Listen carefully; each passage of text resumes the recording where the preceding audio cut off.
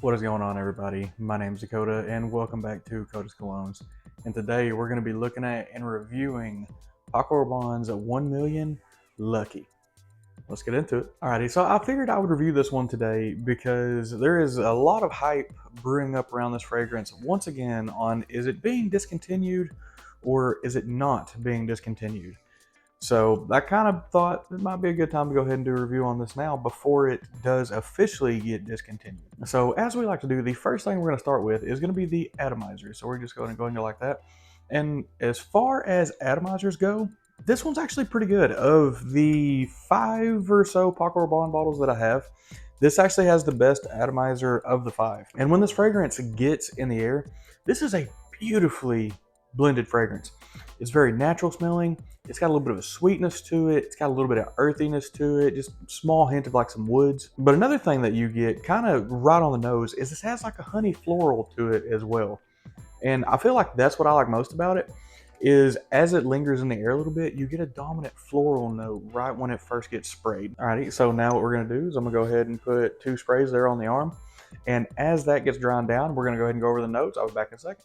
Alrighty, as we dive straight into these notes, we're gonna have top notes of plum, ozonic notes, grapefruit, and bergamot. And when this first hits the air, you get a little bit of that grapefruit and you get a little bit of that plum. As it dries down through the mid, you're going to have hazelnut, honey, cedar, cashmere wood, orange blossom, and jasmine. And drying down through the mid is where this fragrance shines because a lot of that hazelnut, the honey, and the jasmine dries down all the way into the base notes, with the base notes being amberwood, patchouli, oak moss, and vetiver. And as this dries all the way down, the oak moss and the vetiver give it a little bit of an earthy feel, but it holds over a lot of that sweetness from the hazelnut and the honey. But that is going to get us wrapped up. Let me get y'all flipped back around and we'll get into the rest of it. Alrighty, and it's been about 30 minutes. So now when this starts to dry down a little bit, some of that honey starts to pull through a little bit better. Some of the cashew nut starts to show very well. But another thing that follows all the way through the dry down, to me, I feel like kind of what sets this one apart from some of the other fragrances that are a little more floral heavy is the way they kind of mix the oak moss with the jasmine. It gives it a little bit of a green vibe, but also keeps a dominant floral vibe. So I like that. Out of all the 1 millions, I think this one may smell.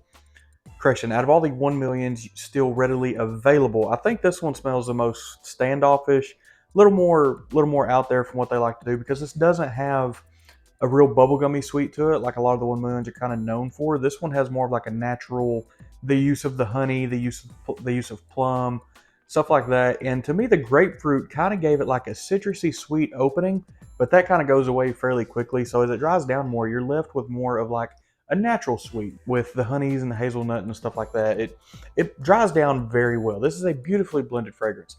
One thing that's kind of weird about this fragrance, and I tend to forget almost every single time I wear it, is when I first put this on, it smells incredibly natural. As it dries down, it gets like a 5% synthetic feel. And I don't know what is in here that kind of gives it that feel. But as it dries, it kind of can do that.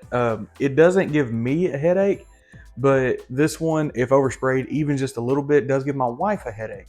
So this isn't her favorite out of the 1 million line. She likes it, but it's not something that she loves, because this one was kind of hailed as a very good date fragrance, which it still is a good date fragrance. But it was also used, they also said it could be used as a clothing fragrance and stuff like that. But where this one tends to fall in my collection is more of a fall fragrance. I don't feel like this does particularly well in the winter, at least not on my skin. And the blend of it doesn't really suit for summer either. So in my collection, this one does lean more fall due to some of the sweetness of the honey, due to some of the chestnuts in there. It kind of gives it more of like that holiday vibe. So to me, this is a rock solid fall fragrance. But now we are going to get into price and availability, and that is where this thing does get a little bit tricky. So for the longest time, this was rumored to be discontinued, and it's still readily available pretty much at all retailers. It's not on discounters though. That's the weird part. Normally it'll leave retail first, and then you can only find it on discounters, and then from there it just kind of weeds itself out. But this one's the opposite. I don't really find this on discounters ever, but my local Dillard's still has this. My local Ulta still has this. And then if you check on like Macy's and Sephora and stuff like that, they all still have this, but for some reason discounters don't. So that's kind of weird part. I've also not really able to find this in a 50 ml bottle either. So pricing wise, retail on 100 ml is going to get you about in the $120 range for this one. Unfortunately, for the price, I have a hard time paying $120 for this. I got this out of a fragrance group for like 75 bucks, but I do feel like the scent profile is good enough to, if you spent 75 or 80 on this, you're going to be really happy with this. You're going to enjoy this, probably going to love this. For 120, I need a little more out of this. And the reason I would need just a little bit more out of this is actually due to the performance. The scent profile is very good. The performance is actually where this lackluster is just a little bit. So on my skin, I get about 6 to 7 hours of performance out of this. And the performance is active, kind of active pumping, active movement. And that's with my normal 5 to 7 spray routine, with the occasional 1 to 3 sprays freshen up throughout the day, depending if it's needed or not. Normally I'll just re-dab the wrists or something like that as my day goes on. And that gets me 8-ish hours. Sillage on this is just okay. Unfortunately, the sillage is like 1 to 2 feet.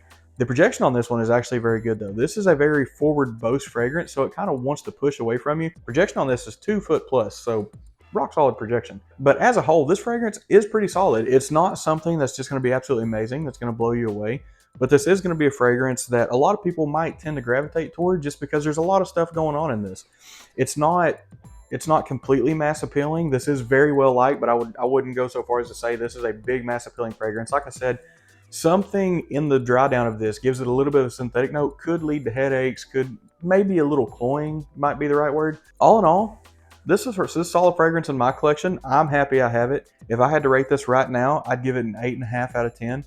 Really, the only big downfall of this is that performance for the concentration of this should be just a little bit more. And as it dries down, it develops just a small bit of that synthetic vial to it. And I'm not the biggest fan of that. Now, some fragrances, I don't mind if they're kind of synthetic smelling, but normally that's a comp for price to fragrance. So if this was like a $50 fragrance, no complaints whatsoever, because it's kind of harder to achieve that in a natural smelling fragrance. This one, for how natural it starts out, to develop that in the dry down is, it's kind of weird for me. But I do think that is going to get us wrapped up for the day.